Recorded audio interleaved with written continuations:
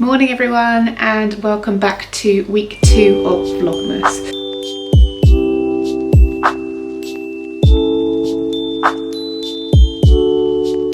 So you join me in absolutely horrendous lighting, sorry for that. If I'm under the big light, I get shadows, which enhances these bad boys. And so over the window is slightly less scary, slightly more flattering, but I'm also feeling pretty rough today. So I'm going to change up my plan a little bit. So my plan originally for today was to head up into the loft, grab the next box of bits and continue on with our kind of decorating rampage. But apparently overnight my back's gone, my hip's gone, and I'm feeling really under the weather. I don't know if I'm coming down with something or if I've just overexerted myself over the last couple of days trying to decorate, keep up with the housework, do the shopping, go to work, you know, just keeping up with stuff. So we're changing tack today. And I've decided to have a bash at making some hot chocolate powder. So you guys will have seen last week on the last vlog that I set up my hot chocolate station, but as of yet do not have anything to put in it. So today my Tesco order arrived and I do have some of the Galaxy hot chocolate, which is my current favourite. I do move through hot chocolates, I get fed up with them and move on to a new one. The Galaxy one is my current favourite, however it's quite expensive, and hot chocolate in general is just getting really expensive. I don't know if it's because we just get through so much as a family. The kids like the hot chocolate, I love the hot chocolate, and we're at that point of the winter where we are getting through it like crazy.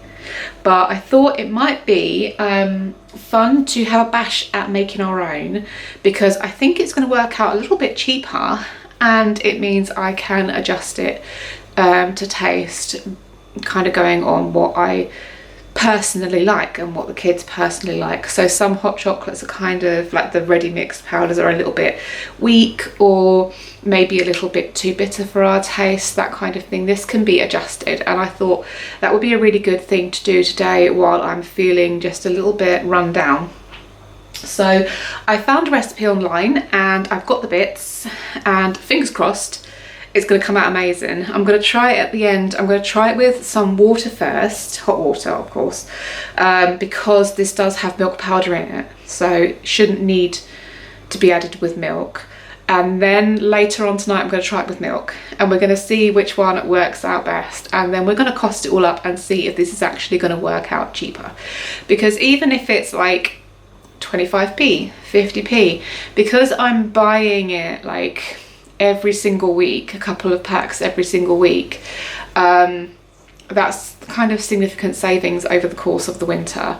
And I've just been on to Whittards of Chelsea, where I get my absolute favourite, which is their white hot chocolate. Gorgeous. If you haven't tried it, their white hot chocolate with hot milk is to die for. It's beautiful, but it is £10.50 per pot, and then you have to pay for delivery for that. So I've just paid like near on £30 for 2 pots of hot chocolate.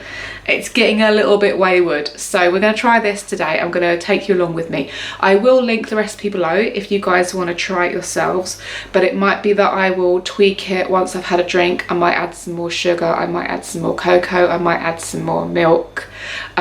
So you guys can tweak it yourself and see what you think. But this is like a big batch hot chocolate. I will link it for you. Let's just get cracking with it, because it seems like it's actually quite easy and should only be like a 10-minute job. This could be the solution I've been looking for. Let's get going. Okay, so I've got you guys set up next to me and I've got the little recipe here.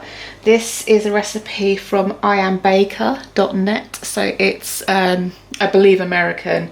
It's all in kind of cups and teaspoons, which is fine because I have measuring cups.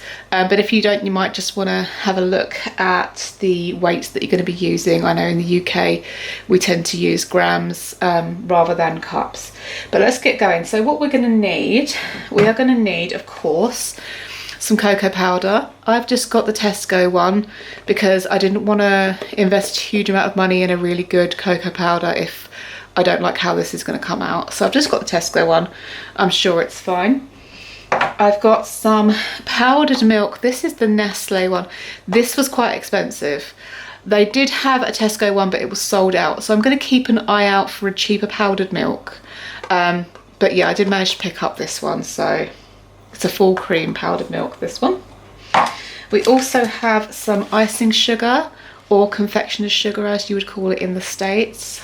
We call it icing sugar here. It's been sat in my cupboard for a while. I've been wanting to use it. So this might be it. And then I have some corn flour or cornstarch as you would call it in the States.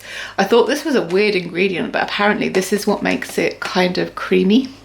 So we'll pop that in as well. And then the recipe does also call for 1 teaspoon of kosher salt. I don't have kosher salt, I only have table salt. We're just going to use the tiniest little smidgen because it helps to bring out the flavours and everything. But obviously, because I'm not using kosher salt, I'm just going to go a little bit more carefully with the salt. I really don't want to ruin this by putting too much salt in. In fact, I might even try it with like just a pinch on the first round, and if I need to, I can add more on the next round, because if this is good, it's going to go quickly. So let's get cracking. So the first thing that I'm going to need is 2 cups of the icing sugar or confectioner's sugar. So I have a cup measure and a half cup measure. That should be plenty for what I need today. And this is going to be a bit slapdash. I'm not like absolutely on my measuring. I'll just kind of tip best I can to fill the cup. And if a little bit goes over, a little bit goes over. And if it's a tiny bit under, then it's a tiny bit under. It's about 1. Oh my lord. Of course, it's all just clogged up in one big block. There we go. I hate how sugar does that. All of it seems to do it as well. Particularly the dark one. So there we go. 2 cups, roughly. No exact science. Ooh, the air tastes good. Okay, so next up we have the cocoa powder. We're going to need 1 cup of that. So I think realistically this pot of cocoa powder is probably only 1.5 cups, if that. So I'll only get 1 round out of each pot, I think. There we go, cup of cocoa powder. There's still a fair whack in there for baking and things. So that is our cup of cocoa powder. Next up we need 2.5 cups of powdered milk. That's probably going to be all of this, to be fair. Let's have a look. It's still going to work out cheaper even with this expensive powdered milk, I think. Because I think this was like, is it £4 or £6 or something like that? It was way more than the Tesco one, but I'm sure if I'd looked, I probably could have got it on Amazon a little bit cheaper. I know they do like Morrison's delivery and stuff like that. So 1, 2, 2.5. I'm going to be a bit more precise with the milk powder because it was expensive. Oh, I've actually got a fair whack left. Not bad. It'll be handy to have in the cupboard in case we have a power cut or something. And we need some milk. Okay, and then we need 2 teaspoons of the corn flour. This has literally just come with my Tesco order and it's kind of chilly where it's been against the chill stuff. Oh boy, I'm gonna need scissors. You watch the scissors not be in the drawer. Oh no, they are. First time for everything. I really don't want to make a big cut in this, just a little. Just enough to let me get my spoon in there. So what was it, 2? 2 teaspoons. 1 and 2.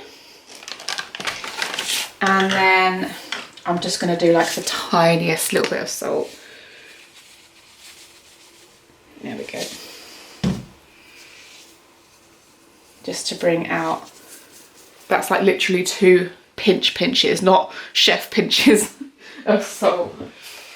Okay, so I'm going to give that a mix up. Let me grab a spatula.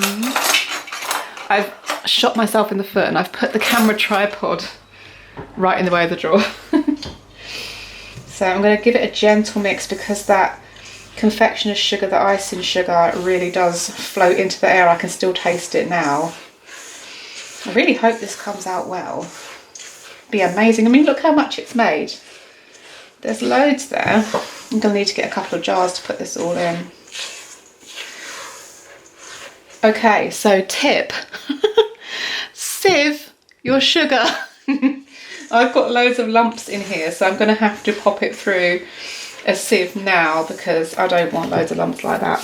It's not a good look. It's not going to look pretty in my hot chocolate jar. Let me just grab another bowl. And my sieve. And we'll do this properly like we should have done in the first place. Sieve your ice and sugar first, guys. So much easier having to do it like this. I never sieve anything anymore. You know when you're at school and you're doing like food tech lessons and they're like, sieve your flour. I never do. I never ever do. And now I've just made more work for myself, you see. I'm going to speed this little bit up so you don't have to sit there for 20 minutes waiting for me to sieve this. Okay, so I finally finished sieving it all. Do not make the same mistake I did. That took so long.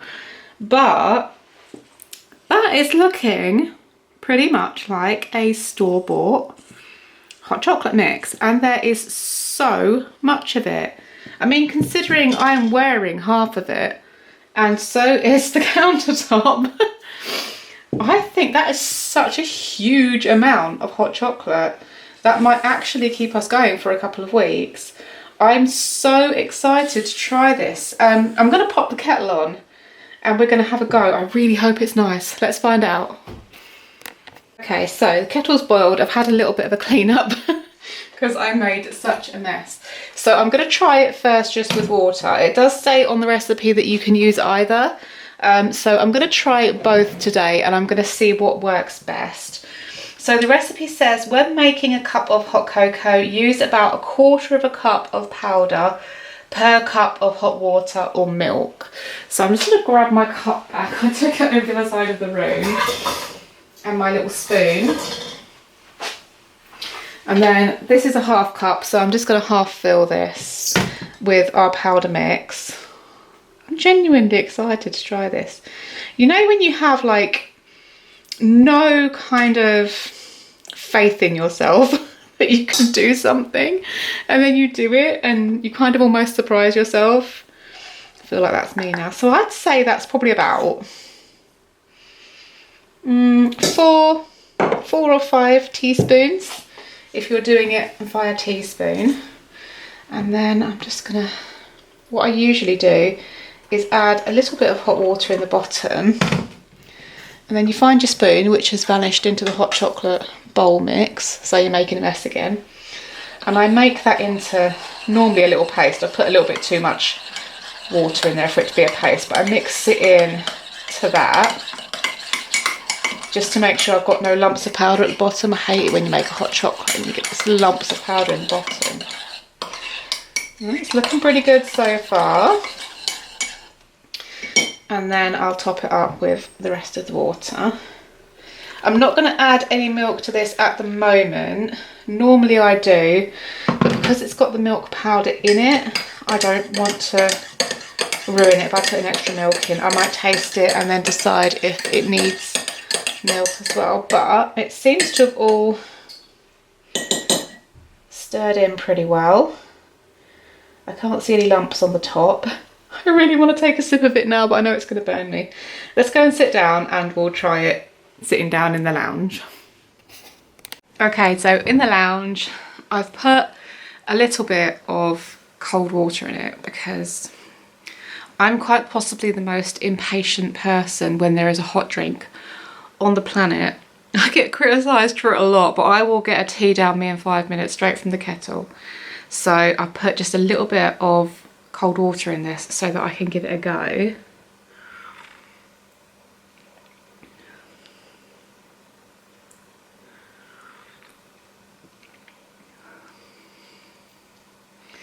That's not bad. I think perhaps, it's definitely sweet enough. It doesn't need any more sugar, thank goodness, because there was a lot of sugar went in there. And it's definitely milky enough.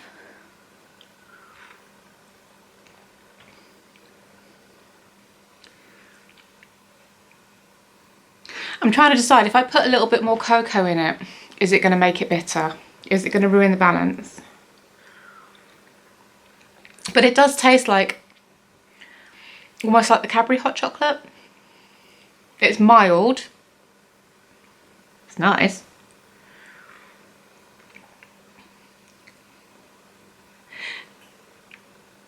I think possibly I would add maybe, personally this is, you guys might decide otherwise, but personally I probably would add maybe another 1/4 cup of cocoa. I prefer my hot chocolate just the tiniest bit more bitter. I like that almost like dark chocolatey flavour. However, I've bought the proper cocoa hot chocolates before and they are too bitter. So I'm in between, but that's going to do the job lovely. Now let's sit down and figure out if it's actually worked out cheaper, because I should have weighed it first. I can figure out the weight by the ingredients and I will show you the results. Let's figure out if it's cheaper. It's definitely, I was thinking while I was making it, isn't it such a nice thing to maybe give as a gift?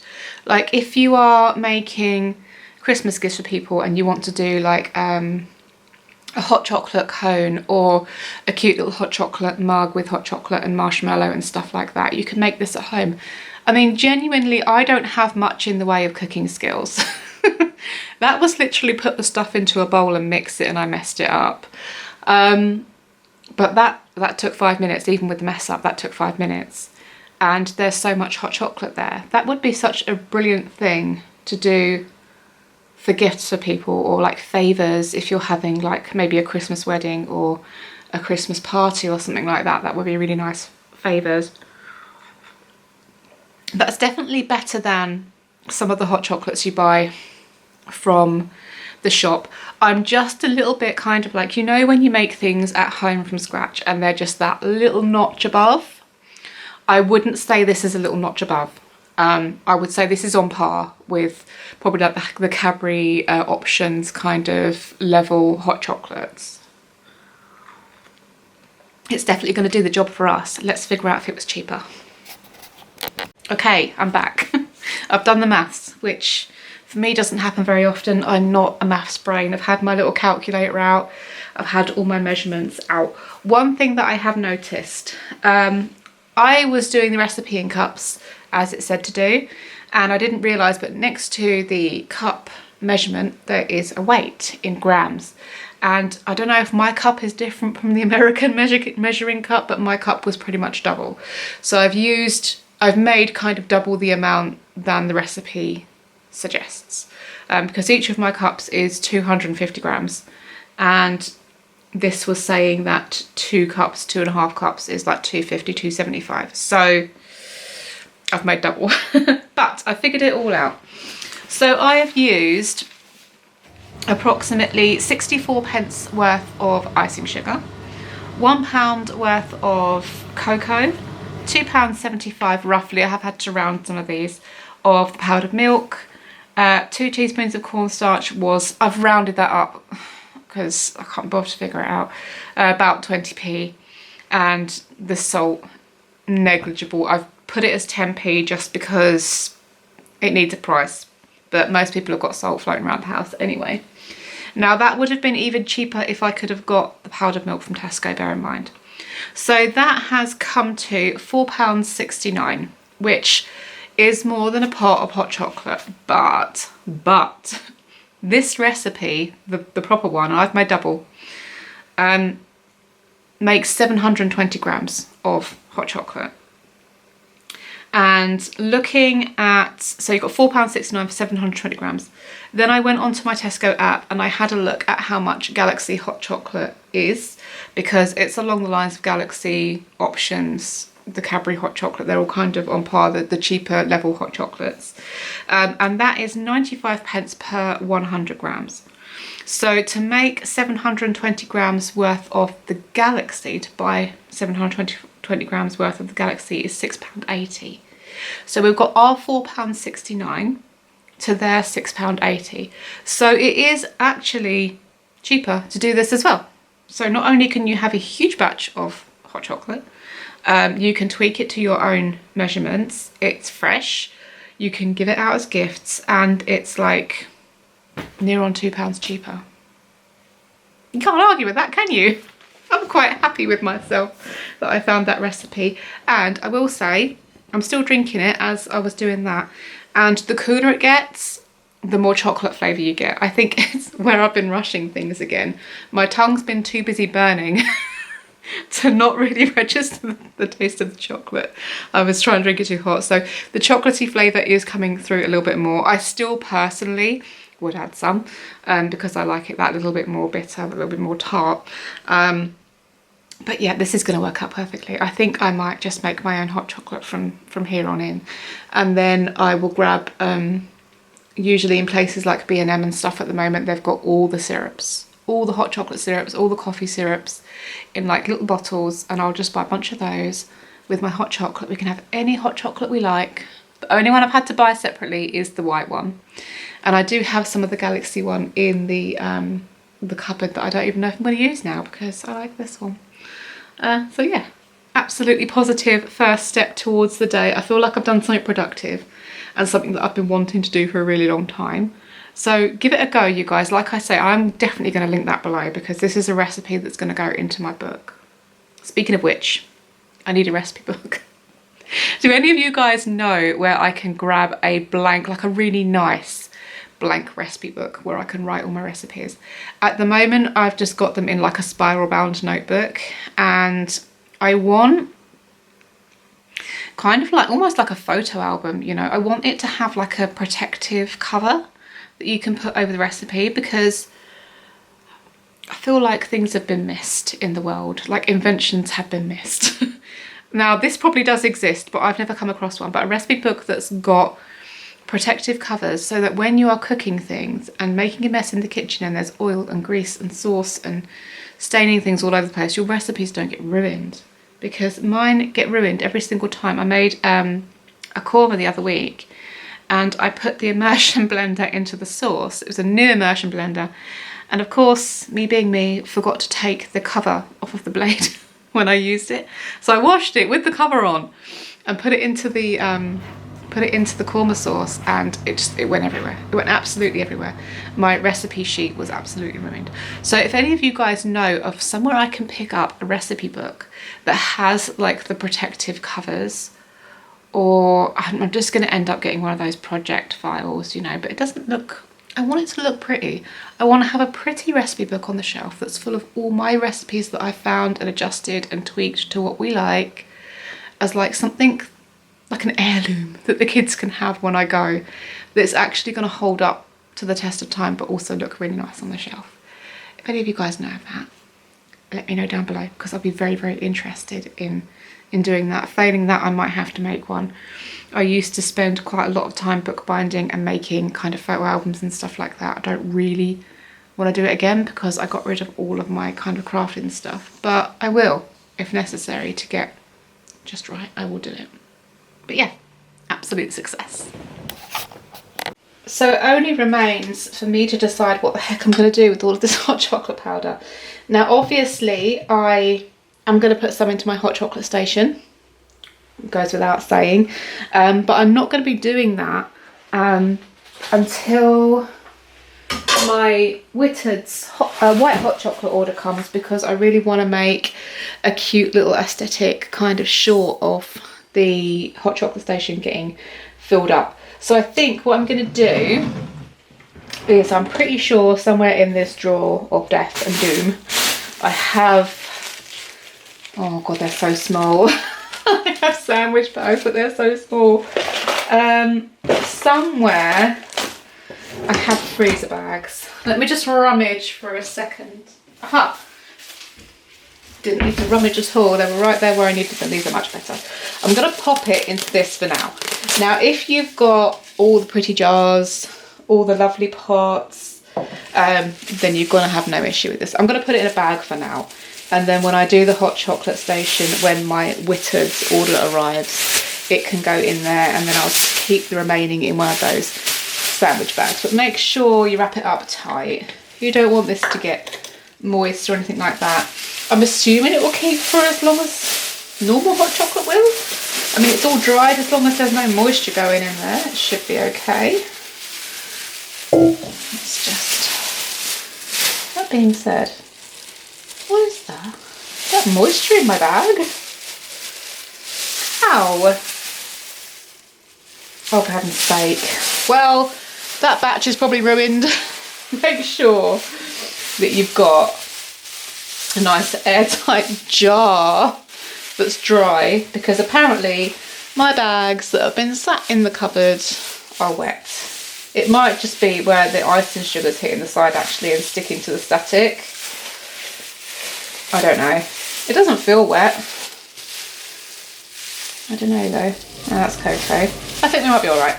But yeah, lovely. Nice little batch. That's a hefty batch of hot chocolate there. That's going to keep us going at least until Christmas, I would say. Right, so very pleased with that hot chocolate. Glad it's gone so well. Need to get a big jug. Not a problem, big jar even. But the next thing that I want to do today is I want to try and button up a few things today while I'm kind of having almost like a down day. Is I want to create a power cut box. I'm not just being kind of survivalist prepper. We have been having some issues in the evening apparently while I've been at work with blips in the electric. It's almost as if the kids say it's like it's got hiccups, like every now and then it will just blip. And because I'm at work in the evenings at the moment, I want to make sure that they are prepared in the event that the power does go off in the evening. And I was watching a video a couple of days ago. It was Mr. Carrington, and he was making a power cut box, and I thought that is necessary, that is needed. Apologies for that, my camera battery died. I had to change it. So there's a few things that he put into his box that probably wouldn't really work for us as a family. There's some things that we would need to be in that box a little bit more, and some things that we probably wouldn't put in the box. Like he was putting like things like medications and stuff in there. So none of us are on any medications that it would be kind of like in an emergency we'd need to be able to find them easily. It's, you know, we have the odd painkiller here and there if we've got a headache. It's not anything like that. But if you are following along and you are making a power cut box as well, and you do have medication that you might need quickly, please put it in your box. It's a really good idea. It's just something that I'm not going to be doing because we don't personally need to. So I'm going to have a little bit of a rummage around the house, and I'm going to try and find a box that we can use. But worst case scenario, we've got a million carrier bags floating around the place, and actually I'm going to do a carrier bag because I can hang that up in our cupboard and then everyone knows where it is, and it's not taking up like floor space or shelf space or anything like that. So to get started, I'm going to go grab a bag, and then we're going to start with the absolute basics of lighting, because it's going to be in the evening that the electric goes. It's guaranteed. It wouldn't do it as conveniently as in the day. It will do it in the evening. So lighting, to be able to see where you're going, to be able to see what you're doing, is going to be the first thing. So I'm going to go and grab a couple of candles and then see what else I can kind of find that might work for lighting in a power cut. Okay, so got my power cut bag. This is now going to be the official power cut bag.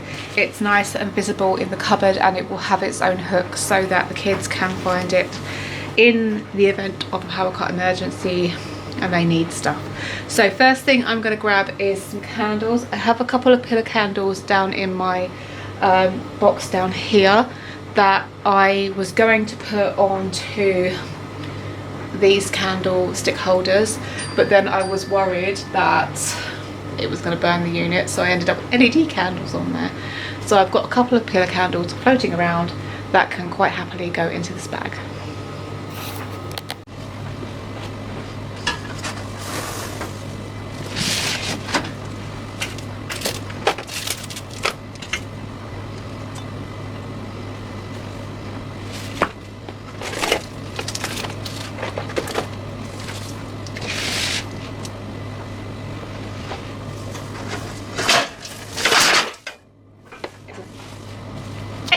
Oh, just fell off its stand. Isn't that great?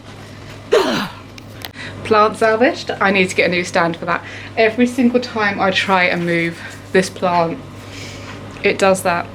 I don't know why they invented plant stands that fold. Why? It's obviously going to fold up underneath the plant, right? You think I'd know it because every time I move it, it happens, but here I am, just cleaned up the plant again. Plant's fine. Let's move on. Right, so candles are in the bag. Next up, we're going to need something to light the candles with. Now, in our house, we have issues with damp. It's not crazy damp, but it is damp in here. It's humid in here. It's a little bit above what it should be, and we do struggle to keep it dry. So matches don't really last here. So if I was to put matches in this bag now to light the candles with, I could almost guarantee you if someone went to strike one in a week's time, it would be too damp, or the box would be too damp for that match to strike. So I have this electric USB rechargeable lighter. It does need a charge, but it makes a little electrical, I don't know, mini lightning.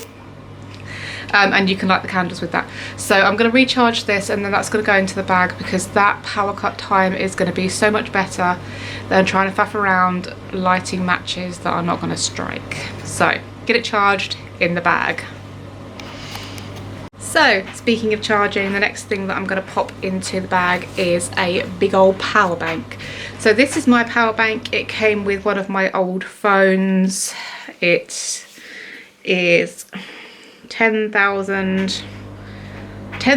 tiny writings that I can't read. It does charge my phone 2 or 3 times before it needs to be recharged. It's got 2 USBs, so they can charge 2 phones simultaneously.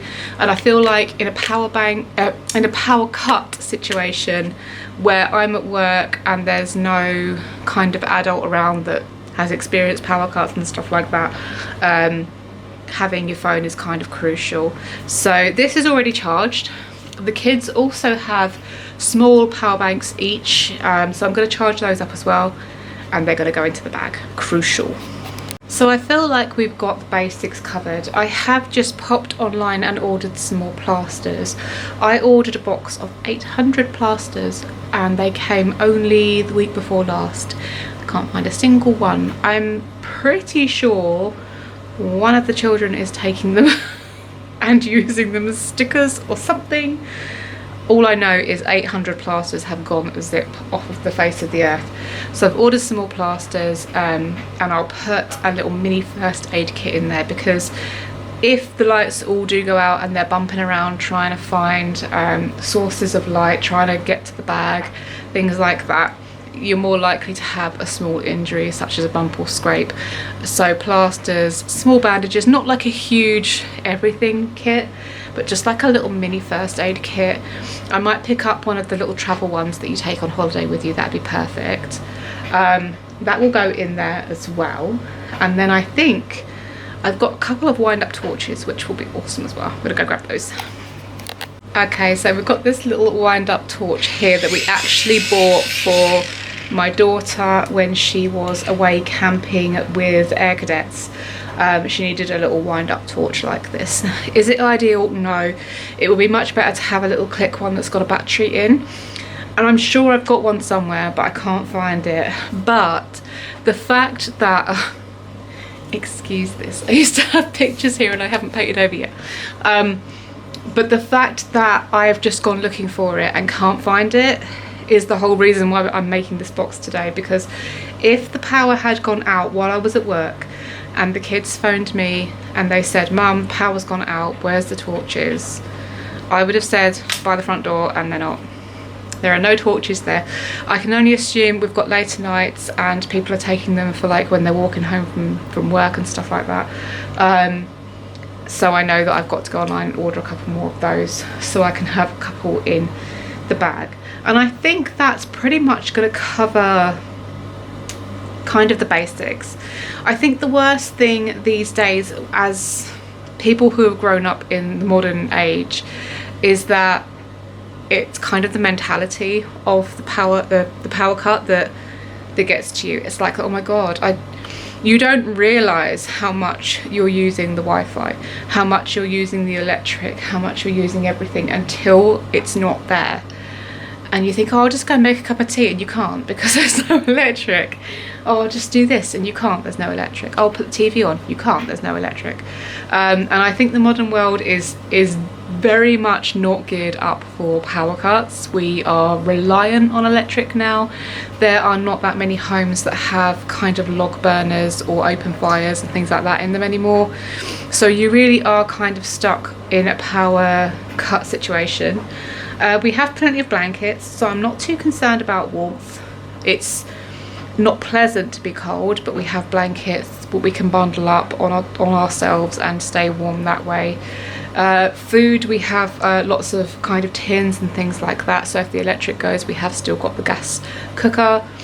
I also have out in the shed, I'm going to grab it in, a little camping kettle, little stovetop kettle, so that we can still have a cup of tea or whatever when the power goes, because tea is going to be the first thing I'm going to reach for because the stress of it will be too much. And Mr. Carrington put biscuits he put biscuits into his power cut box, and I feel like that's actually kind of a good idea. The trouble is, the second I let people know there's a power cut box, or bag in our case, and they have a look in there and discover the biscuits, it's just going to become a feeding frenzy on the biscuits. So I might keep the biscuit bit of it separate. We'll see. But yeah, I've got myself together a nice cute little power cut bag, so I don't have to worry so much now that I'm going to work in the evenings and the kids are here. I say kids, right? Please understand, I will call them kids until the day I die. But 2 of my children are over 18. One of them is 13. Like, they are not kids anymore. They are teenagers, they are adults.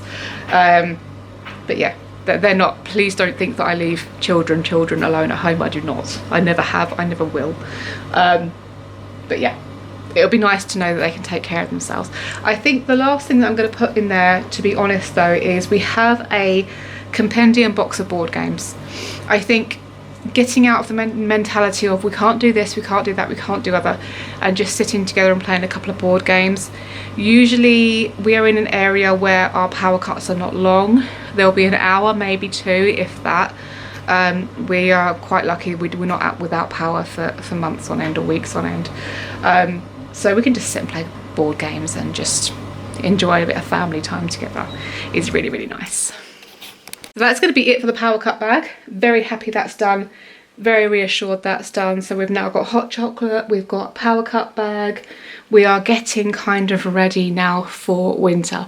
A couple of other things that I would want to mention if you are kind of prepping your home for winter, check your heating. Sorry, there's a shadow on me, it's from my camera. If you do have, like we have, an electric fireplace, which is great. If we have an issue with the gas, we have another form of heating. Just make sure it's working. Have your boiler checked if you can. If you haven't already, have your boiler checked. Pull things away from your radiators, clean them. Just make sure that you can heat your home. I think that the 2 biggest things are eating and heating. And once you've got that covered, you should be okay. Little tip there. Morning everyone.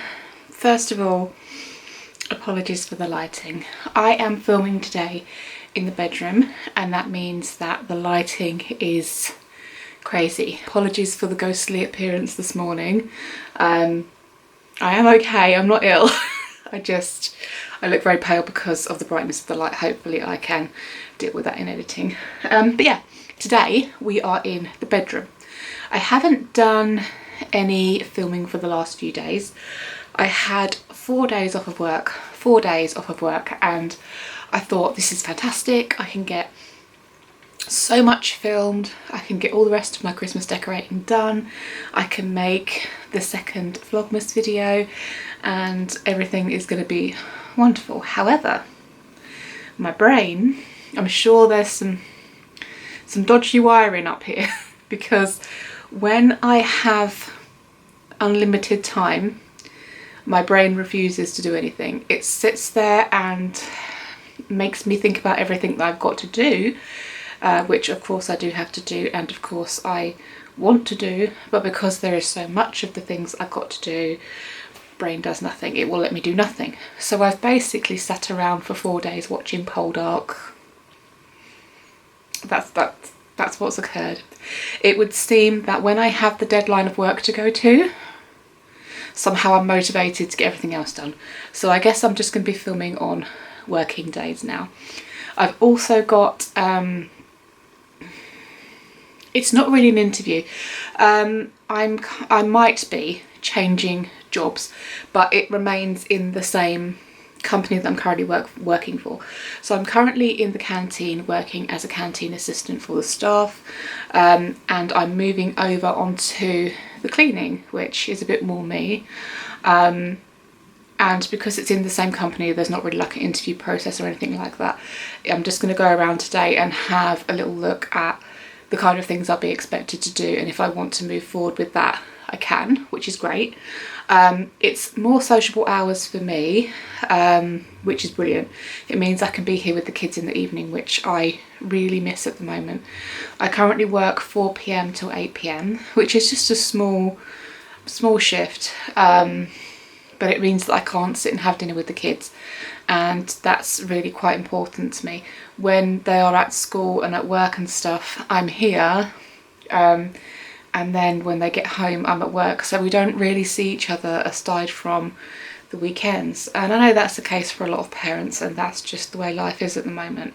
But if I have an option where I can work, this other job is 12 till 8 Monday to Friday, not only do I get my weekends back because I currently work them, but also it's that friendlier hour shift. So my brain's been very, very worried about that, and I think that might be another reason why I've not been able to get things done.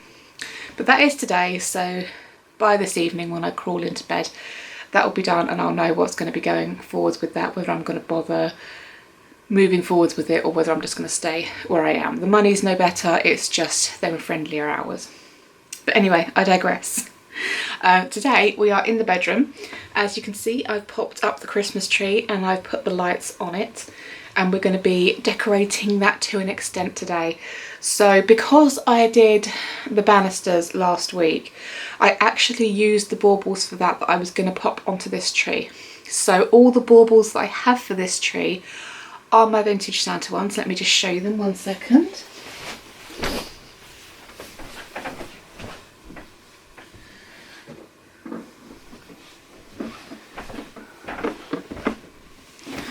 Okay, so I have my little box of vintage Santa baubles, which are really, really gorgeous, but I'm not really sure if they're going to work on a green tree.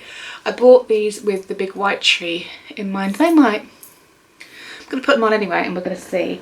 And then I've got a big spool. I forgot I had this massive 20-metre spool of gold shimmery ribbon, which I believe is wire edged. Ah, it's not wire edged. It's still doable to pop this on the tree, but I do also have some ribbon in my Christmas wrapping bag that is wire edged and gold as well, so I might swap this out, use this for gift wrapping and use those for the tree. But these, and I've got a couple of little star decorations downstairs, is all I actually have for this tree at the moment. So it might be that I will, sorry if you can hear a creaky farty sound, that is my floorboards, I promise. They're just going to go off all the time now. So I'm going to pop these guys on and we're going to see how it looks. I also have the bedding to change. I've got some Christmas bedding here, and I have a wreath, a lovely gold wreath that's currently downstairs in my dining room. But I feel like it might be nicer in here. So I'm going to grab that and we're going to see, because it is gold, and in here there's not really any elements of gold. You know, we've got the green, we've got the cream, and I've got kind of like silver, so it might not work. I have seen a really lovely mistletoe wreath in Asda that I could potentially go and get if that one doesn't work out. In fact, I think that'll look really nice in here. No, I don't know. I think I'll try the gold one because I'm trying not to spend too much money. I've spent so much this year because I really wanted to ramp up my Christmas decorations, and I really don't want to spend any more. But yeah, we'll have a look and we'll see what's going to work there. But yeah, we're going to get the bedding changed, we're going to do the tree, and I think in here that's probably going to be it. I wouldn't mind, but I probably will buy throughout of the year next year rather than doing it now, a few ornaments for just on the sides. And I do have these lights which have really pretty little gold beads on them. These are battery powered, so once I've checked they've worked, I'm thinking I'm going to put that around my little editing area over there, which is absolute mess right now, an absolute mess. Where I've been getting all the decorations down, it's turned into a dumping zone for everything I can't find a home for. Currently it's got my Christmas pyjamas on it, which I love. It's got a random watering can on it that I bought from downstairs because I've moved my Tradescantia up here in hopes that it will get more light because it's not looking well. I'm hoping, I mean, it's really hard to kill these. I'm really hoping that I haven't killed it, but it's not looking good. I need to check the roots on it. I was really hoping I could wait till spring to repot it, but I think I might have to do it earlier. But yeah, I moved her up here, so I moved the watering can up here, and there's just stuff kind of hanging out. I've also got a bunch of my husband's old stuff that he hasn't picked up yet hanging out in here, so it's not going to be like the perfect Christmas bedroom. It's going to be what it is. But I'm going to get on, we're going to start filming. I'm probably going to time lapse it and then hopefully voice over. I'm having a bit of trouble with my mic at the moment, but it should be okay. It's just recording really, really quietly. I've got the volume up on it and everything, and there's nothing wrong with the connection, but for some reason it's recording really, really quietly. I can usually turn it up on my editing app, but if it is quiet, I'm sorry. We'll get on. Right, anyway, let's clear a little bit of space because I'm kind of surrounded by stuff at the moment, and then we're going to get started, I think, with the tree first. We'll get these baubles on, we'll get the ribbon on, see how it looks, and then we'll move on to the bedding and that afterwards. Let's get going.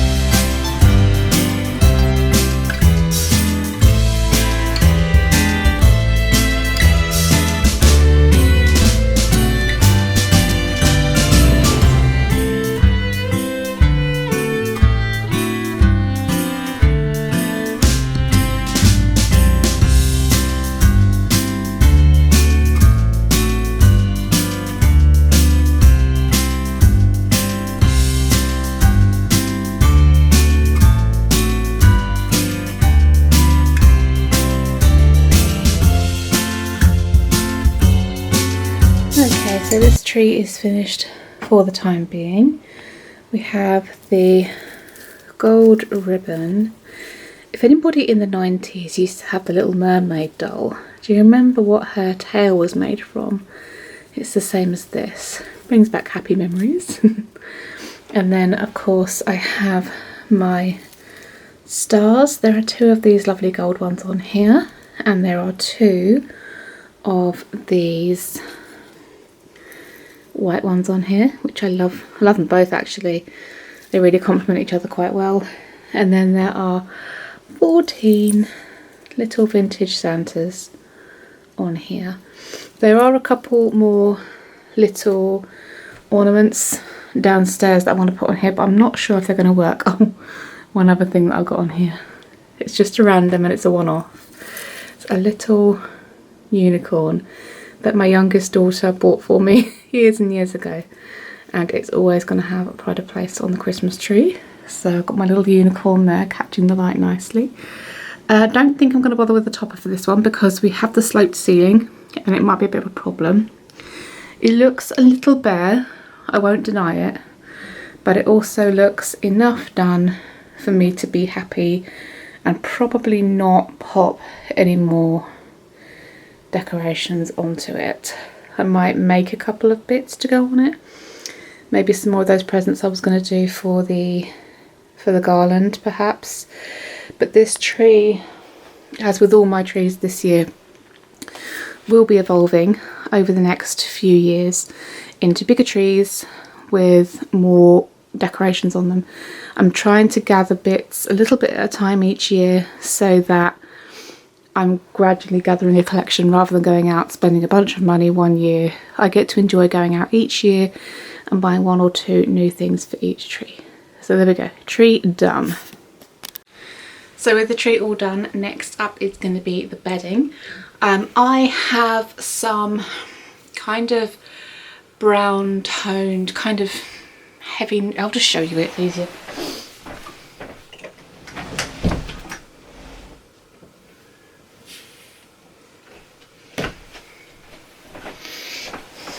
Okay, so for the Christmas bedding I have this stag.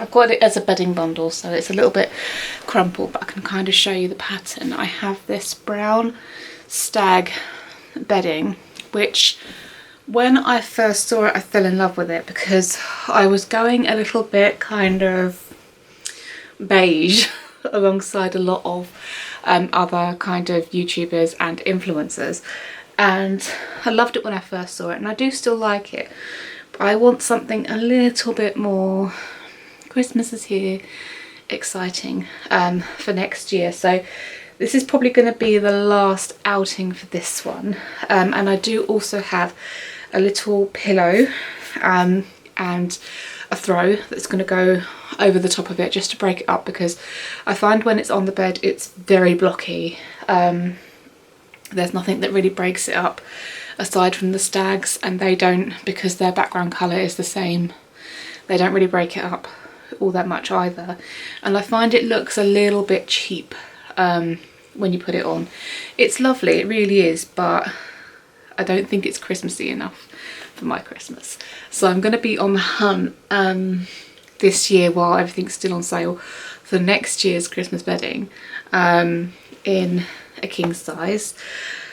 I don't know if I'm going to find what I'm looking for. At the moment I've noticed everything is brushed cotton, which is great in theory because it feels lovely and soft, it's relatively cheap, and it is cotton, so you don't have that issue with the duvet balling up inside of it like you do with a lot of the polycottons or polyesters.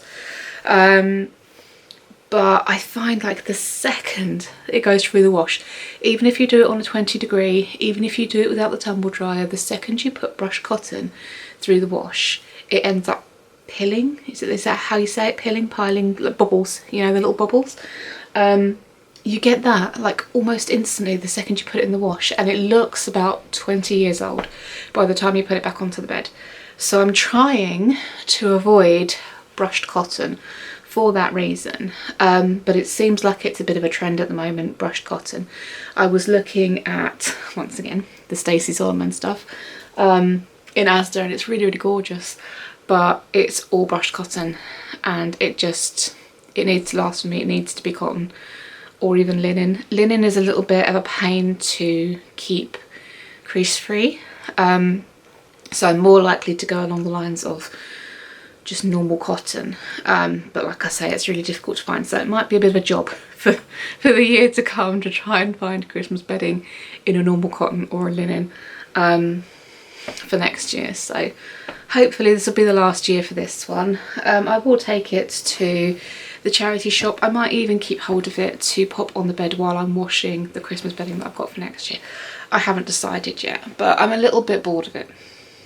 It's not exciting enough, it's not really Christmassy enough for me, but we'll see how it looks when I've got the pillow and the throw on. I didn't have those last year, so we'll see how it looks. Let's get cracking on that. You are going to see, disclaimer, you are going to see the state of my room.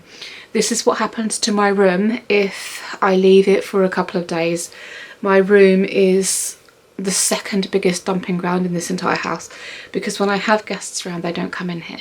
When I'm cleaning the house, this is often the last room I do. So all the stuff that gets shoved from the other rooms ends up in here. All the stuff that's waiting to go up into the loft ends up in here. And it's just kind of like a waifs and strays room. So yeah, you're going to see, I mean, you can already, that's my sewing machine, to be fair, that's out all the time. But you are going to see my chaos. This is the really real world, and I have some chaos. So enjoy that, won't you? I've also had to open the blind because I just can't see. So it's really, really bright. It's going to show up all my imperfections. Wonderful.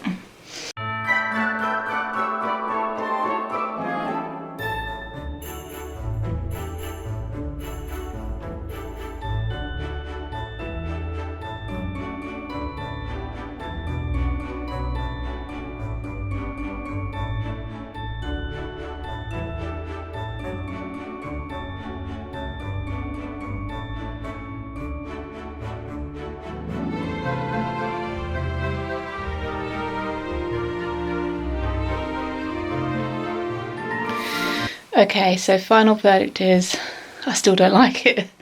I love this though. I really like the throw. I got this from Amazon.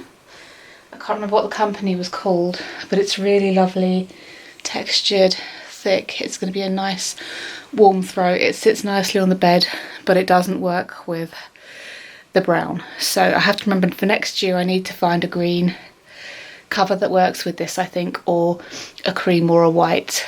But yeah, bedding changed for Christmas. Morning everyone. It is frosty outside today and it's lovely and cozy in here. So I thought I'm going to continue with my decorating today. I'm going to be working on the lounge. So there's quite a lot of decorations for the lounge, obviously, besides the trees. But because they're all along the lines of kind of ornaments and little bits and bobs, knickknacks and things, it should actually be quite quick. So I need to do the fireplace, the bookshelves.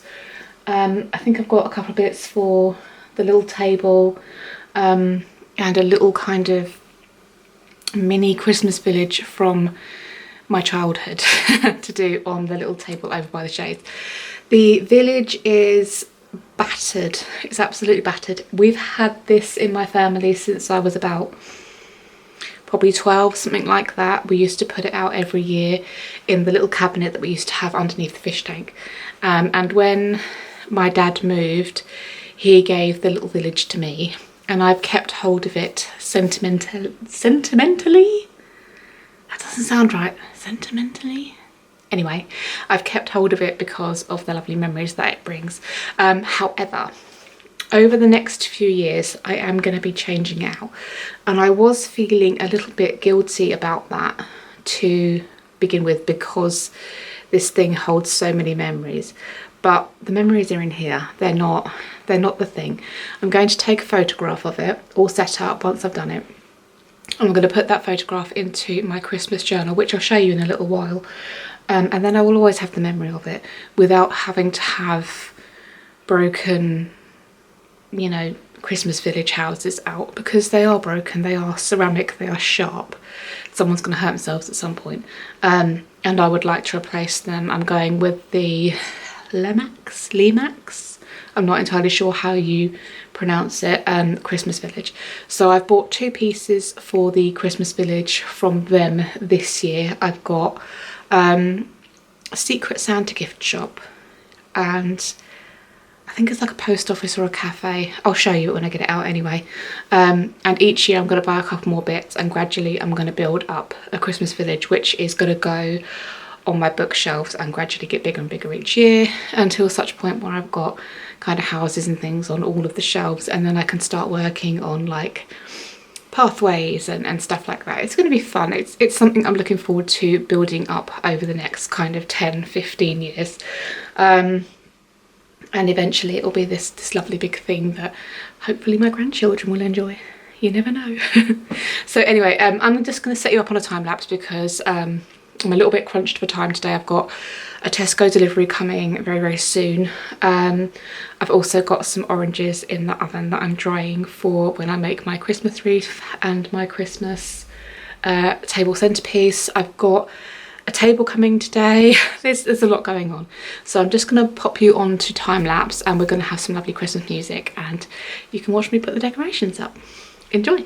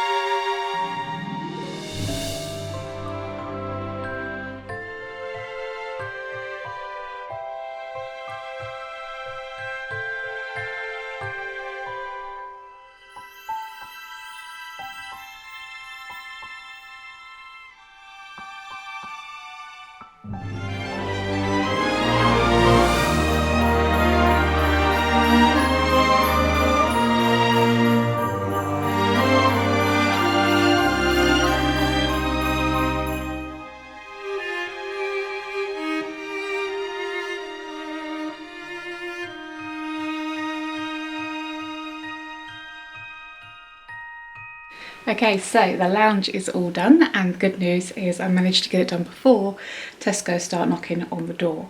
There is one more thing that I want to do that I've got to figure out. So I bought, let me show you, I bought a bunch of these. It's like Santa Christmas bunting, and I wanted to hang it on like a card display hanger thing, you know, like you normally put Christmas cards on. But I've got to kind of reimagine that, because where I had them last year, I've actually got a plant on the wall instead, and I don't really want to take it down because I really like it there. So I've got to rethink where these guys are going to go. I'm thinking this little bit here, let me turn you, I'm sorry if it's bright, the sun is bright today, on this little bit of wall here hanging down would be quite nice. But I'm going to go and grab some nice ribbon. Whoa, really close. Grab some nice ribbon to hang those on. I think that would look really nice. And the only other thing I've done in here is pop up the advent calendars. I can't wait to break into those on Sunday. Advent is one of my, well, advent calendars. I'm not religious. I love Christmas for kind of the family aspect, coming together as a family, being thankful for each other, you know, just being together, and, you know, love and all of this is what Christmas is about for me. I'm not a religious person, but advent calendars, love a bit of chocolate in the morning before I go off and do my day. So I'm looking forward to breaking into those on Sunday. But yes, the lounge is done. I'm very happy. It is now a mess where I've had all of the kind of decorating boxes and stuff. I am filming a post Christmas decoration clean to go onto my other channel. I will link the other channel as I always do below. But yeah, that's it for in here for today. Like I said, I need to get some more of them for that. I just wanted to show you my Christmas journal up here. So this is something I made about 3 years ago. I'm going to turn the camera around and show you properly because I'm quite proud of it. Okay, so I'm going to try and be quick because apparently I am the next stop on the delivery lorry, delivery van. So I just wanted to show you this Christmas journal that I made because I really, really love it. So this unclips. This has got like a bunch of Christmas charms and a bell on it. Really sweet. So this book we use to write our favourite Christmas recipes, Christmas wishes. We put photos and stuff. Let me zoom out a little bit. If I can. It's not going to let me. It's not going to let me zoom out, sorry. But yeah, we put all our favourite bits and bobs from Christmas in here. And I just love getting this out every year and adding bits to it. This year I definitely want to start putting family photos in it. I've got a family photo schedule. We're going to do it ourselves. We don't have a professional coming in or anything like that. But yeah, I loved making this. So we've got some of our favourite chocolate lava cakes there. We have some Christmas wishes here. Some quotes from A Christmas Carol, which is my favourite story. But yeah, I just really wanted to show you this really quickly before Tesco get here because I think it's a really nice idea and certainly a really lovely gift to give to somebody who likes scrapbooking and stuff. Oh my goodness, look how little. My youngest was trying to escape and my eldest was just trying to hold on to her best she could. So cute.